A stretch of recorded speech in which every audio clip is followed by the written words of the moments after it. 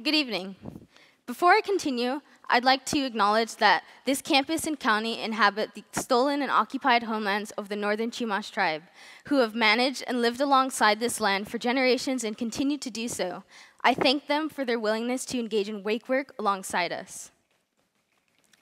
My name is Leilani Hemmings Pallay, and my pronouns are she, her, hers.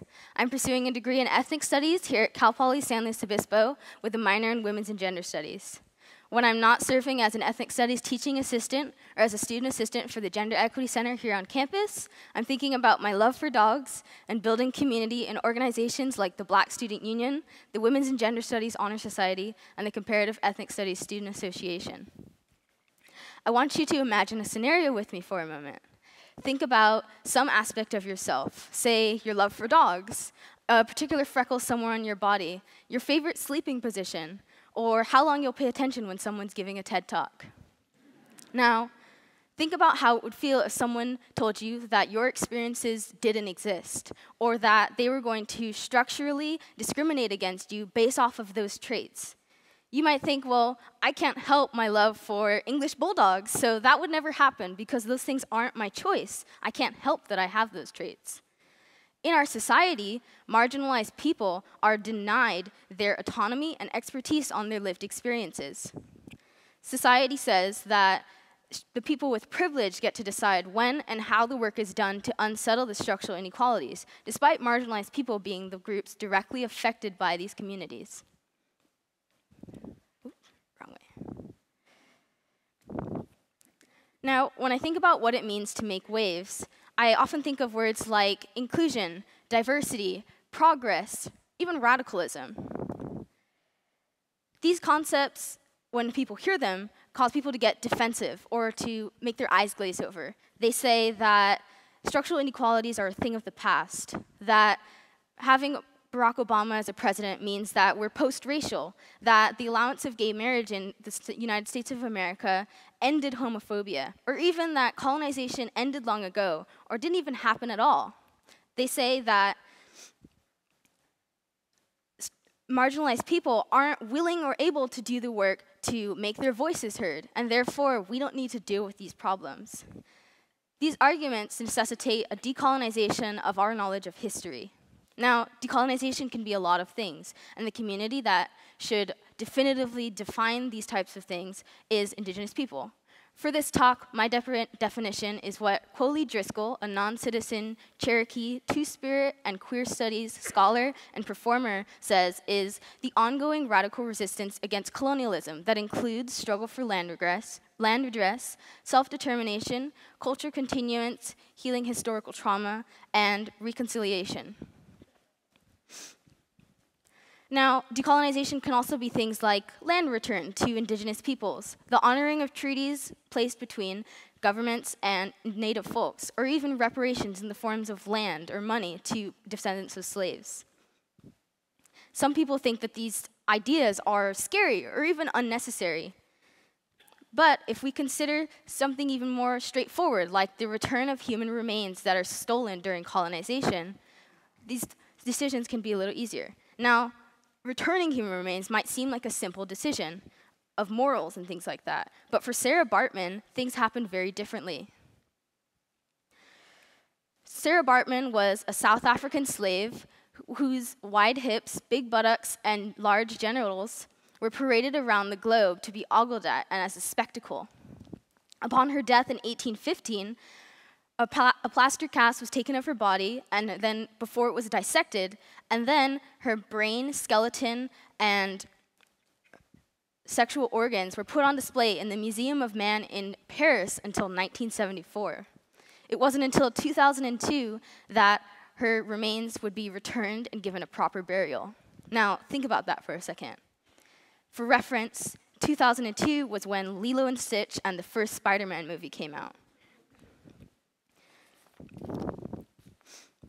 Now, when we consider that timeline and the direct link from chattel slavery to the 21st century, we see that decolonization is still a relevant issue today. Marginalized people experience these violent acts against their mind, bodies, and spirits, and therefore, they should be looked to when we consider how to undo colonization and the effects of structural inequalities. In America, we're told that we can all pull ourselves up by our bootstraps to achieve the American dream, that we all have equal access, and so therefore, why aren't marginalized people willing or able to do the work to make their voices heard? Now, these arguments necessitate that we bring into question this idea of equality. Equality is giving the same opportunities to all people, along the lines of the famous bit, "We the people are endowed with certain unalienable rights, among these life, liberty, and the pursuit of happiness." Now, that would be fine without structural inequalities.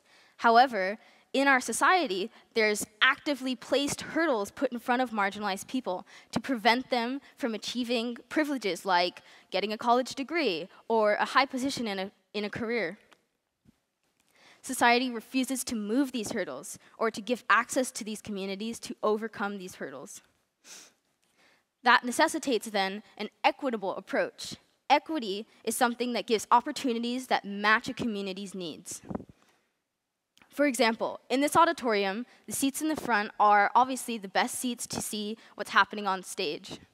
An equal approach would say that if the front seats are first come, first serve, everyone has equal opportunity to see what's happening on the stage in the best way possible. An equitable approach, however, would be giving first priority to the seats in the front to those with visual impairments or who can't see things from far away. When we apply this structurally, we see that equity accounts for the hurdles placed in front of marginalized peoples. Cultural and Black radical feminist studies scholar Christina Sharp discusses the concept of the wake in her text from 2016, In the Wake, on Blackness and Being. She talks about the wake as the path behind a vessel or object in water or air, a vigil for the dead, or wokeness as coming to consciousness. These sites convey the aftermath and recreations of things like slavery, white supremacy and anti-Blackness, hypersurveillance, isolation, and other forms of violent policing on these communities. Wake work, then, she argues, is the work done to liberate not only marginalized communities, but also all people. Wake work encompasses the resistive natures of bliss, cultural production, life generation, theorizing, and dreaming that's done by marginalized communities. Anishinaabe cultural theorist Gerald Weisner discusses the concept of survivance in his 1999 text, Manifest Manners, Narratives on Post-Indian Survivance. Survivance is this concept of survival plus resistance. Black radical historian and academic Robin D.G. Kelley discusses the concept of freedom dreams in his 2002 text, Freedom Dreams, The Black Radical Imagination. He talks about freedom dreams as the rebellion encompassed in the imagining and dreaming of Black folks in a colonial, anti-Black society that says that Black love, Black joy, and Black dreams of the future are radical or undeserved. When we think about all of these theories together, then, it becomes necessary to consider the current work being done by marginalized communities, but also by those from the past who have essentially created the wheel for us already. Now, indigenous societies in Africa, Asia, what's currently the Americas, and plenty of other places across the globe are progressive and radical in ways that we still struggle to comprehend and embody to the current day. Pre-colonial societies lacked many of the structural inequalities we struggle to undo in this day. For example, in Native Hawaii, they acknowledged and celebrated the existence of a third or separate gender called mahu. They denied the existence of a rigid gender binary. In contemporary Hawaii, mahu individuals are people who may be considered third-gendered or who have characteristics from both ends of the spectrum.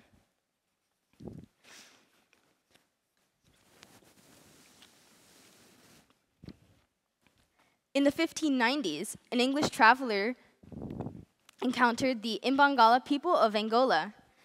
They noted men and women's apparel, who they kept among their wives. In thousands of years ago, the San people of Zimbabwe had pictures of queer intercourse between men on rock paintings.